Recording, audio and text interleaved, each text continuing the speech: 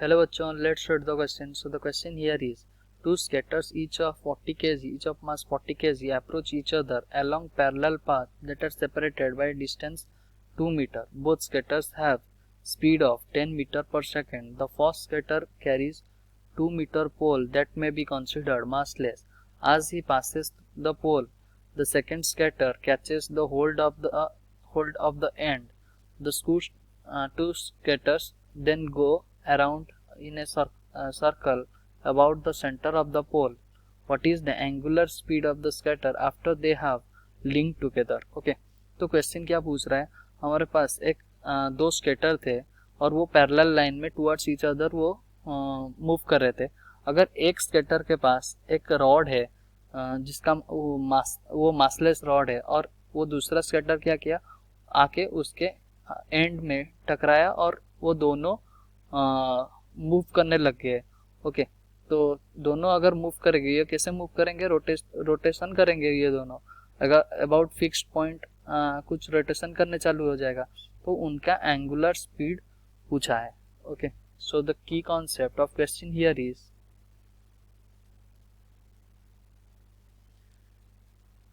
हम क्या जानते हैं, टाउ नेट अगर क्या हो गया, जीरो हो गया, इसका मतलब एंगुलर मोमेंटम हम क्या कर सकेंगे, एंगुलर मोमेंटम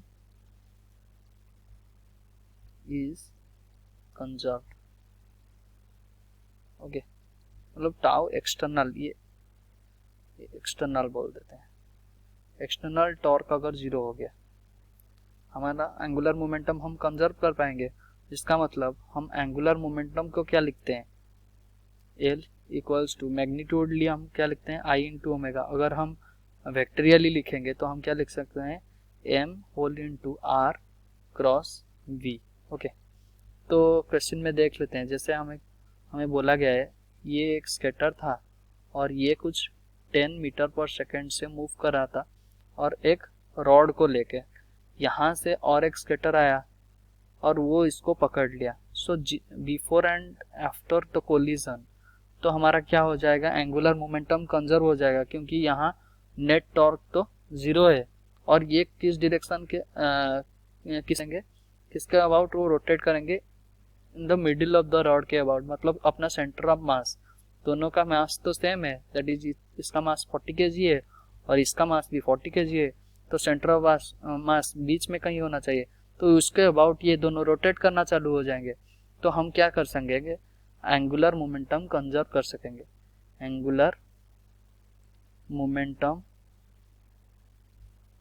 कंजर्वेशन. ओके, तो इधर देख लेते हैं.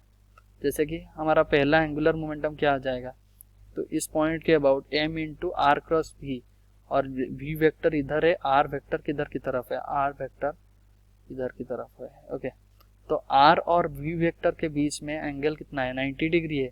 उसका मतलब एम वी आर साइन 90, इसका 990 का वैल्यू कितना है, 1 है.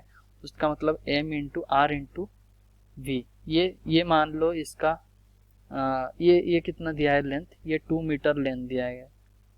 ओके, 2 मीटर लेंथ दिया गया है, तो सेंटर ऑफ मास से कितना लेंथ हो गया, 1 मीटर.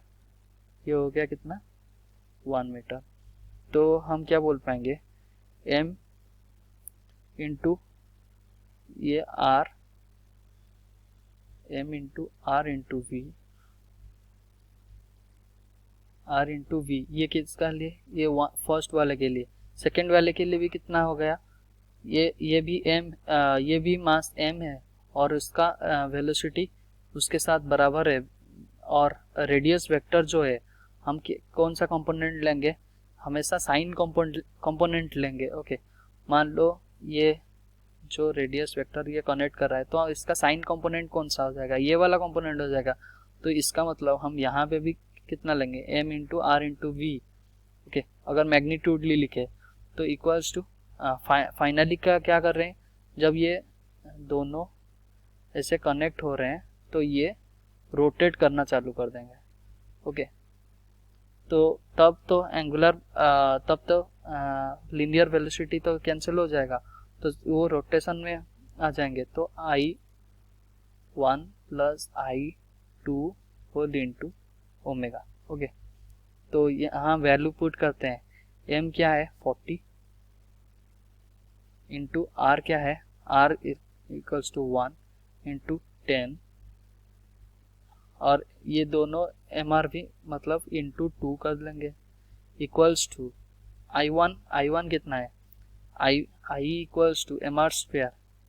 ओके, तो यहाँ कितना हो गया 40 इंटू आर कितना है, सेंटर मास के अबाउट अगर रोटेट करेंगे तो 1 का square. Okay, 40 into 1 plus 40 into 1, दोनों का आई बराबर है क्योंकि दोनों का मास क्या है, दोनों का मास बराबर है, इसका मास भी 40 kg, इसका मास भी 40 kg, दोनों का मास क्या है, बराबर है, और ये वाला लेंथ कितना है 1 मीटर, तो इंटू ओमेगा। इसका मतलब हम क्या लिख सकेंगे, omega equals to 40 into 10 into 2 upon 80। Okay, तो हमारा यहाँ से ओमेगा का वैल्यू क्या आ गया 10 रेडियन पर सेकेंड। ओके, तो हमारा ओमेगा का वैल्यू कितना आ गया 10 रेडियन पर सेकेंड। सो एंगुलर स्पीड पूछा है तो हमारा C is our correct answer, that is 10 radian per second. Hope you understood well. Best of luck. Thank you.